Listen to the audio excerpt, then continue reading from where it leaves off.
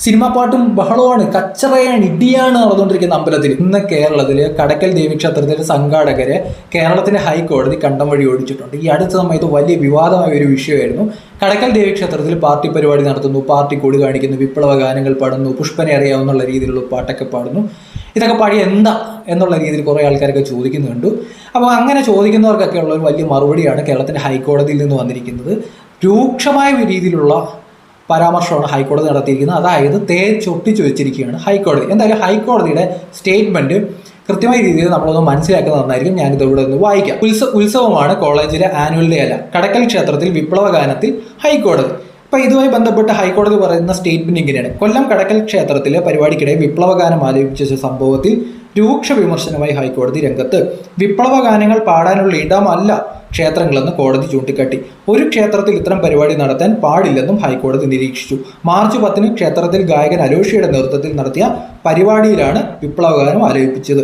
ഇത് ക്ഷേത്ര ഉത്സവമാണ്, അല്ലാതെ കോളേജ് ആനുവൽ ഡേയോ രാഷ്ട്രീയ പാർട്ടിയുടെ പരിപാടിയോ അല്ല. ക്ഷേത്രവുമായി ബന്ധപ്പെട്ട പരിപാടികളും ക്ഷേത്ര ചടങ്ങുകളും അതോടൊപ്പം ക്ഷേത്രത്തിൽ നടത്താൻ കഴിയുന്ന മറ്റു പരിപാടികളും മാത്രമേ നടത്താൻ പാടുള്ളൂ. ക്ഷേത്രത്തിൽ നടത്താൻ കഴിയുന്ന മറ്റു പരിപാടികൾ നടത്താൻ മാത്രമേ പാടുള്ളൂ. ഏതെങ്കിലും രാഷ്ട്രീയ പാർട്ടികളുടെ വിപ്ലവ ഗാനങ്ങൾ ആലപിക്കാനുള്ള ഇടമല്ല എന്നാണ് കോടതി വ്യക്തമാക്കിയിരിക്കുന്നത്. കേസിൽ ദേവസ്വം സെക്രട്ടറി കൂടി കക്ഷി ചേർത്തിട്ടുണ്ട്. ആരാണ് പരിപാടി നടത്തിയതെന്നും ആരാണ് പരിപാടിക്ക് പണം മുടക്കിയതെന്നും കോടതി ചോദിച്ചു. ക്ഷേത്ര ഉപദേശക സമിതിയാണ് പരിപാടി സംഘടിപ്പിച്ചതെന്നാണ് തിരുവിതാംകൂർ ദേവസ്വം ഹൈക്കോടതിയിൽ നൽകിയ മറുപടി പറയുന്നത്. സർക്കാരിന്റെ നിലപാടും കോടതി തേടിയിട്ടുണ്ട്. അടുത്ത ദിവസം കേസ് പരിഗണിക്കുമ്പോൾ ദേവസ്വം സെക്രട്ടറി സർക്കാരിന്റെ നിലപാട് കോടതിയിൽ അറിയിച്ചേക്കും. പരിപാടിയുടെ ദൃശ്യങ്ങൾ പരിശോധിച്ച ശേഷമാണ് കോടതിയുടെ വിമർശനം. ഡിവൈഎഫ്ഐ സിന്ദാബാദ് എന്നൊക്കെയാണോ ക്ഷേത്രത്തിൽ പറയുന്നത് എന്ന ചോദ്യവും കോടതിയുടെ ഭാഗത്തുനിന്നുണ്ടായി.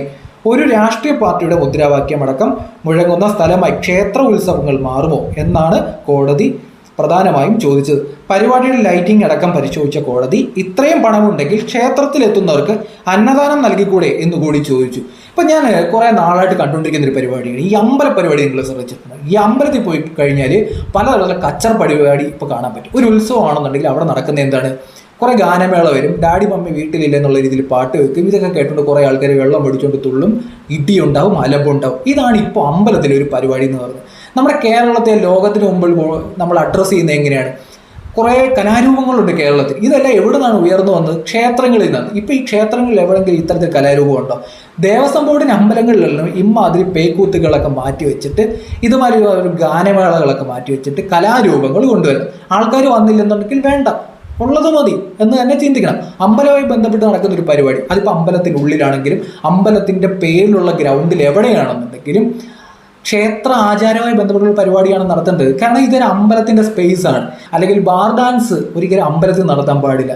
ഇത് നടത്തേണ്ടത് എവിടെയാണ്? അതിൻ്റെ സ്പേസ്. ഇതൊക്കെ കണ്ടിട്ട് ആൾക്കാർ ഇടി ഉണ്ടാക്കുക, കച്ചറ ഉണ്ടാക്കുക, തമ്മിൽ കേസ് ഉണ്ടാകുക, അതിനുശേഷം ആരെങ്കിലൊക്കെ ജീവൻ നഷ്ടപ്പെടുക. ഇതാണിപ്പോൾ ക്ഷേത്രങ്ങളിൽ നടന്നുകൊണ്ടിരിക്കുന്നത്. സകല കച്ചറ പരിപാടിയും അമ്പലങ്ങളിലാണ് ഇപ്പോൾ നടന്നുകൊണ്ടിരിക്കുന്നത്.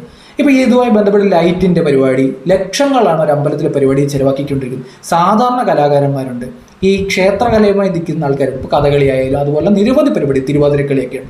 ഇവർക്കൊക്കെ വളരെ തുച്ഛമായ രീതിയിലുള്ള പേയ്മെൻറ്റേ ഉള്ളൂ. പക്ഷേ ഈ പരിപാടികൾ കാണാൻ വലിയ രീതിയിൽ ആൾക്കാർ തടിച്ചുകൂടിയൊന്നും വരുന്നില്ല. പക്ഷേ ഈ പരിപാടി അമ്പലങ്ങളിൽ ദേവസ്വം ബോർഡിന് കീഴിലുള്ള അമ്പലങ്ങളിൽ വെച്ചാൽ പോലും അവർക്കൊരു വരുമാനം കിട്ടും. അതല്ലാതെ ബാർ ഡാൻസ് അമ്പലത്തിൽ നടത്തുന്നത് എന്തിൻ്റെ പേരിലാണെങ്കിലും അംഗീകരിക്കാൻ കഴിയുന്ന ഒന്നല്ല. പ്രത്യേകിച്ച് പാർട്ടി പരിപാടിയൊക്കെ എന്തിനാണ് ഈ അമ്പലത്തിൽ നടത്തുന്നത് എന്നുള്ളൊരു ചോദ്യം എനിക്ക് ചോദിക്കാറുണ്ട്. ചില ആൾക്കാരൊക്കെ കഴിഞ്ഞ ദിവസം പറയുന്നത് കേട്ടു, RSSന്റെ പരിപാടി, RSS ആയുധ പരിശീലനവും RSSന്റെ ഗണഗീതവും ഒക്കെ അമ്പലത്തിൽ പാടുന്നുണ്ട്. അത് പാടാൻ പാടില്ല. ഇപ്പോൾ കേരളം ഭരിക്കുന്ന ആരാ? കേരളം ഭരിക്കുന്ന നിങ്ങളൊക്കെ തന്നെയല്ലേ? നിങ്ങളത് തടയണം. നിയമം ഉണ്ടല്ലോ, നിയമപരമായിട്ട് തടയണം. ക്ഷേത്രങ്ങളിൽ ഈ പരിപാടി നടത്തണമെങ്കിൽ കോടതിയിൽ കൊണ്ടുപോയിട്ട് ഇതുപോലെ പരാതി കൊടുക്കണം. ക്ഷേത്രങ്ങളിൽ ഒരു പാർട്ടിക്കും സ്പേസ് കൊടുക്കാൻ പാടില്ല. ഒരു പാർട്ടിക്കും സ്പേസ് കൊടുക്കാൻ പാടില്ല.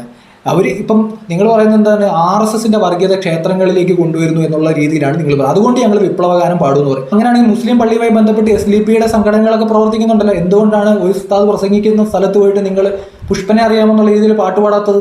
അല്ലെങ്കിൽ DYFIയുടെ ഇതുപോലെ ഒരു കൊടി ഉയർത്താത്തത്? അവിടെ ഗാനമേളയില്ലായിരിക്കും, പക്ഷെ ഉസ്താദന്മാരുടെ പ്രസംഗം ഉണ്ടല്ലോ.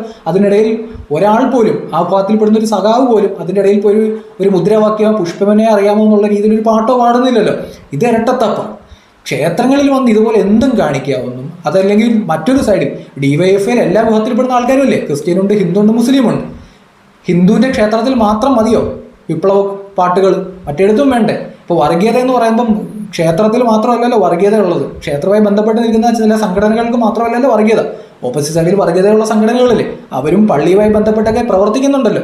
അവർക്കിടയിൽ നിങ്ങൾ പോകണം. അങ്ങനെയാണെന്നുണ്ടെങ്കിൽ ഇവിടുത്തെ പ്രശ്നം ഒരു സൈഡിൽ മാത്രം പോയിട്ട് ഒരു സൈഡിൽ മാത്രം അലമ്പുണ്ടാക്കുന്ന ഒരു പരിപാടി. പാർട്ടി പരിപാടികൾ നടത്തേണ്ടത് പാർട്ടിയുടെ സ്പേസിലാണ്. അത് RSS ആണെങ്കിലും BJP ആണെന്നുണ്ടെങ്കിലും അല്ലെങ്കിൽ CPM ആണെങ്കിലും DYFI ആണെങ്കിലും ആരാണെങ്കിലും.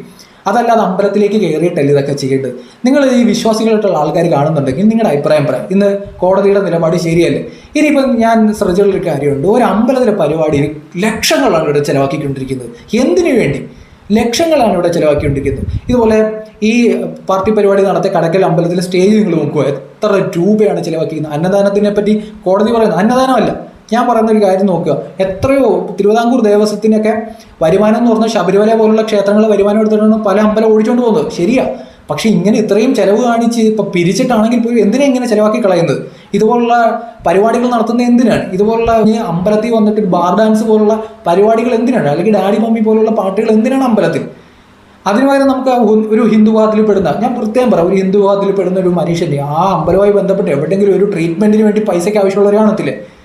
ഒരു കുട്ടിക്ക് വിദ്യാഭ്യാസവുമായി ബന്ധപ്പെട്ട് നിൽക്കുന്ന കുട്ടികൾ കാണത്തില്ലേ? 5-6 ലക്ഷമാണ് ഒരു ദിവസത്തെ പരിപാടിക്ക് വേണ്ടി ഇതുപോലെ ഗാനമേളയും മറ്റ് ലൈറ്റും സൗണ്ടിനൊക്കെ വേണ്ടി പൊടിച്ചു കളഞ്ഞുകൊണ്ടിരിക്കുകയാണ്. ബാക്കിയുള്ള പരിപാടിക്ക് വേണ്ടി കമ്പത്തിനുമൊക്കെ വേണ്ടി പൊടിച്ചു കളഞ്ഞുകൊണ്ടിരിക്കുന്നത്.